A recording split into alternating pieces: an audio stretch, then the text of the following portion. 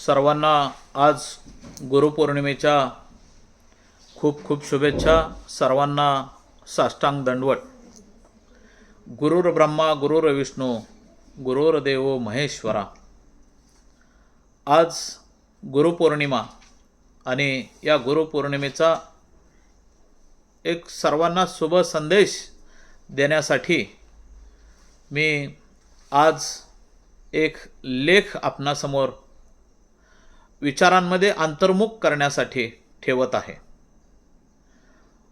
गुरुतत्व अज्ञानाच्या अंधारातून प्रकाशाकडे नेणारा हा चिरंतन प्रवास असतो। गुरूंच्या महतीचे वर्णन करताना आपल्या प्राचीन ग्रंथामध्ये एक अत्यंत सुंदर आणि अर्थपूर्ण श्लोक सांगण्यात आला आहे। अज्ञान तिमिरांध्रस्य ज्ञानान शलाकया चक्षुरुमिलितं येन तस्मै श्री गुरवे नमः।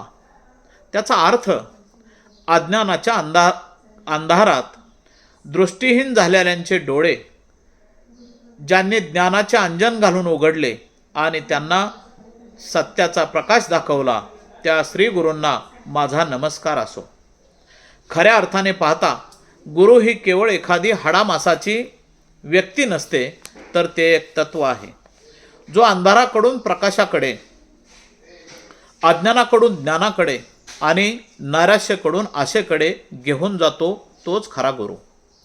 गुरु केवळ पुस्तकी ज्ञान देत नसतात, तर जगण्याची कला, नैतिक मूल्ये आणि चारित्र्य घडवण्याचे अत्यंत कठीण काम करीत असतात।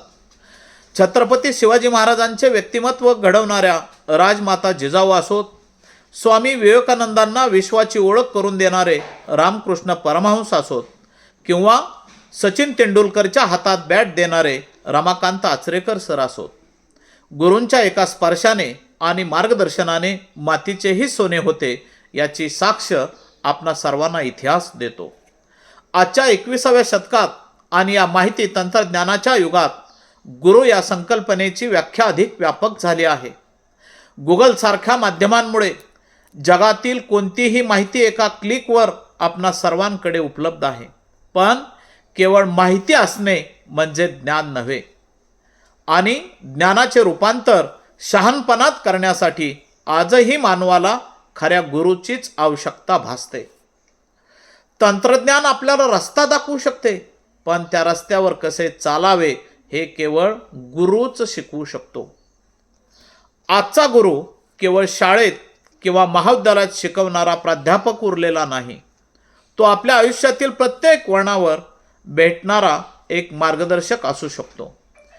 कधी तो संस्काराचे बाळकडू पाजणाऱ्या आई वडिलांच्या रूपात असतो, कधी पाठीवर कौतुकाची थाप मारणाऱ्या मित्रांच्या रूपात, कधी आपल्या चुका दाखवून देणाऱ्या स्पर्धकाच्या रूपात, तर कधी एखादे नवे कौशल्य शिकवणाऱ्या लहानगेच्या रूपातही तो भेटतो। भगवान दत्तात्रयांनी निसर्गातील 24 घटकांना आपले गुरु मानले होते।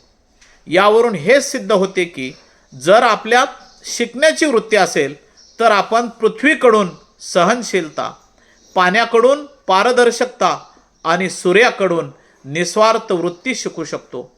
आपले अनुभव आणि आपल्या आयुष्यात आलेले अपयश हे देखील आपले सर्वात मोठे गुरु असतात, जे आपल्याला वास्तवाचे भान देतात।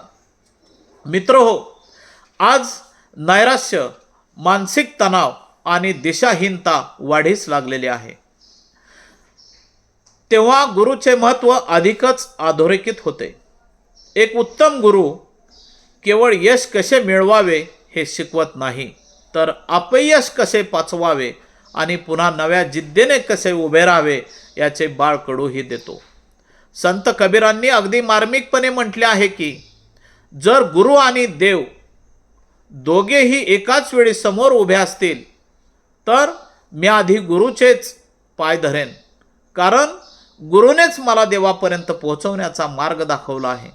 त्यामुळे गुरुपौर्णिमेला आपण आपल्या आत दडलेल्या ज्ञानाच्या ज्योतीला प्रज्वलित करण्याचा आपण सर्वजण आजच्या दिनी संकल्प करूया। गुरुपौर्णिमेच्या दिवशी आपण केवळ एखाद्या व्यक्तीची पूजा न करता या चिरंतन गुरुतत्वाची पूजा केली पाहिजे।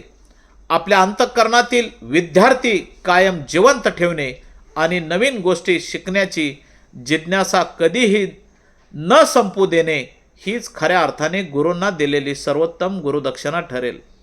ज्यांच्याकडून आपल्याला आयुष्यात एक जरी चांगला विचार, एक जरी नवे कौशल्य शिकायला मिळाले, त्या सर्वांप्रती कृतज्ञता व्यक्त करण्याचा आणि नतमस्तक होण्याचा आजचा हा दिवस आहे. म्हणून पुन्हा एकदा आजच्या दिनी गुरुपौर्णिमेच्या सर्वांना माझ्याकडून खूप खूप शुभेच्छा. धन्यवाद.